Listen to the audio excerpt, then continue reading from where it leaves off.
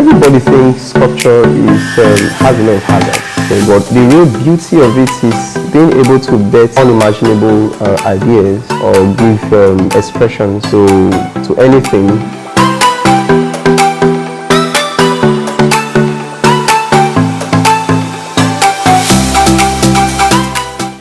Hello, my name is Abinoro Akporode Collins. I'm the founder of the brand Arts by Collins. I realized that I had artistic talent from my early primary school, noticing that I could draw and paint and build things, fabricate things, whatever that catches my attention, I was ready to interpret or create in any form.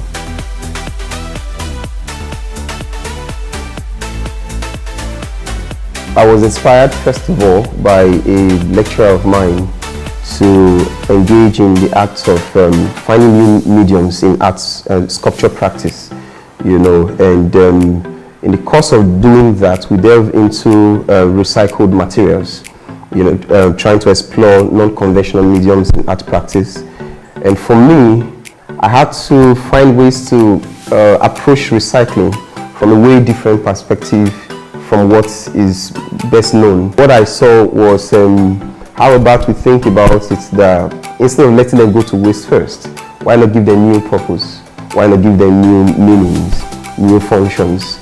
Because when we first discard of these materials, they become hazardous to the environment. And the easiest and fastest ways and cheapest, I would say, to deal with these is to create multiple functions or multiple purposes for every material that we use. My ideas are telling stories about myself, telling stories about my experiences, and this is what actually bettered my first solo show that was termed Raptured, which for me is the experience of transforming from what you thought you were into what you're supposed to be. I'm one who is fascinated by the complex nature of the universe. I want to understand what's happening out in outer space. How does every element in space connect to us as people, and how we connect to them. Because I believe that we are all a part of a complex entity. Your ability to find where you fit in, just make life more meaningful.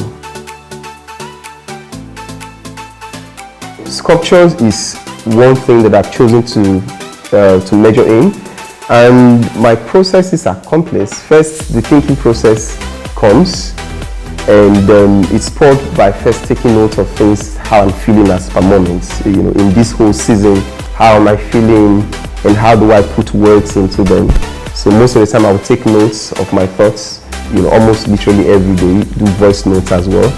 And then I will look for subjects that could fit in most of these ideas, by doing a lot of research. So out of one single piece that is done, I could have over 20 images that I had to research and make sketches on, And after this, the studio part becomes, which is the most complex part of it as well, interpreting what the idea into real, tangible form.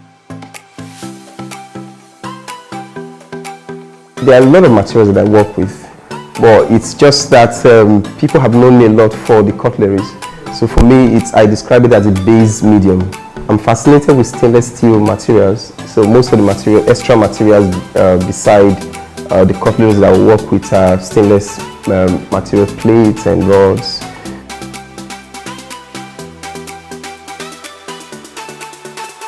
Having worked with cutleries for about 10 years already, I kind of rate people based on the quality of cutlery they have in their homes. So like if I get into a space and the quality of the cutlery you use will often affect how I view you as a person.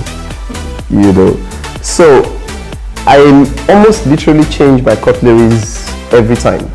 I could buy a new set of beautiful cutleries today, and I'm working in the studio because I am always with them. I would look at them and try to imagine the forms, creating things.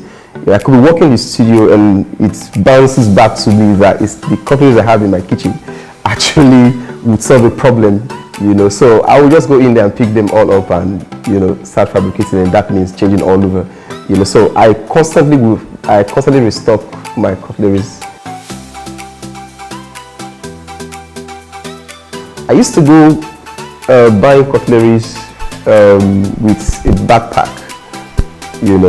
and I had a very funny experience one time when I was stopped by the SAS people because they thought I was carrying a laptop on my backpack. So I was stopped, I gave them the bags and they opened it and saw lots of spoons. And they were like, what are you doing with all of these spoons? I had to try and explain as much as I could. And they fell in love with what they saw after, but I enjoy sourcing for spoons because beyond what I went looking for, I get to discover new materials from.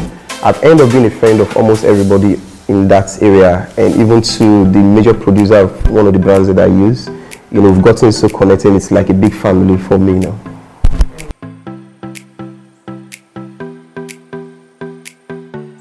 The largest piece that I've done with cutlery is about 12 feet 6 inches, and it's done with about 5,600 plus cutleries, actually cooking spoons.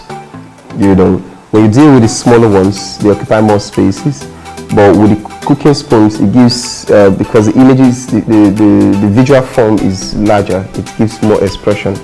So I've literally had to use over 5,600 plus cooking spoons on a single piece, which is actually very inspiring for me.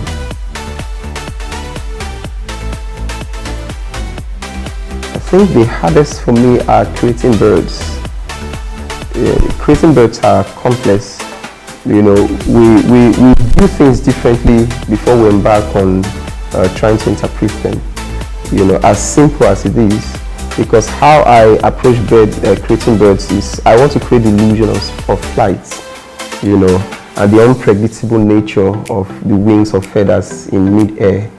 It can't be perfectly symmetric. It has to have this capacity to give you the illusion that it is in flight. So creating bird is complex for me. Every other form is just in between.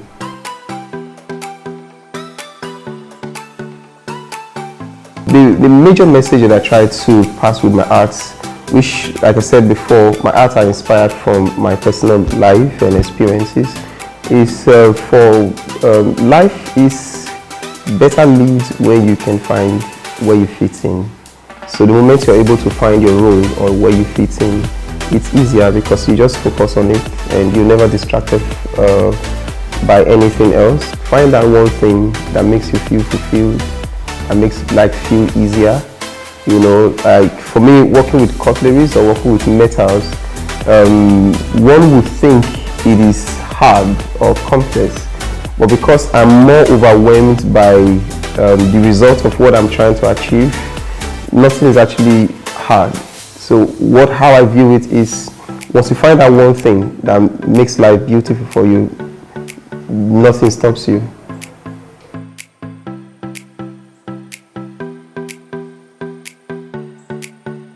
Humanity will continue when we're able to raise a younger generation of people to take over from where we are all passing through.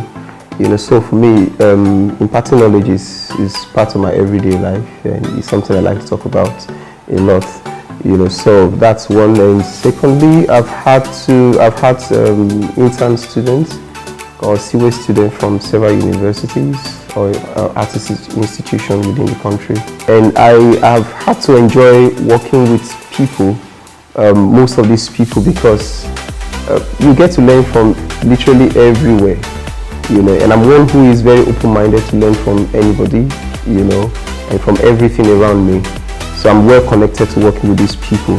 My work has split into different stages, so most of the time I will need assistance preparing my materials and making sure everything is well sorted out for me, and before I commence my own creative process of working, which is completely done by myself.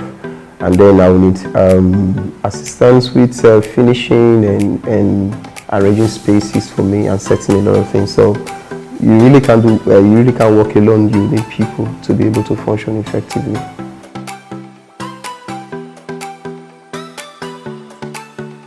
When it comes to appreciating arts, and I think we are still yet to be really there, you know, because first of all, the fact is art is expensive to even first study, you know, and not to talk about practice.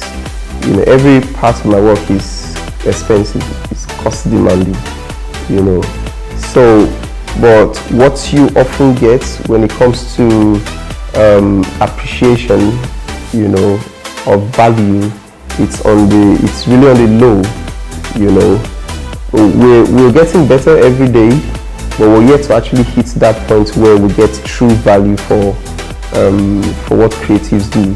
As regards to value, when it comes to Nigerian markets, we're yet to actually get there, because first there are no structures to help the artists grow. Literally almost every country of the world, you'll find there are artist grants that are open to artists who want to engage in projects and back in certain things, you know, community services here and there.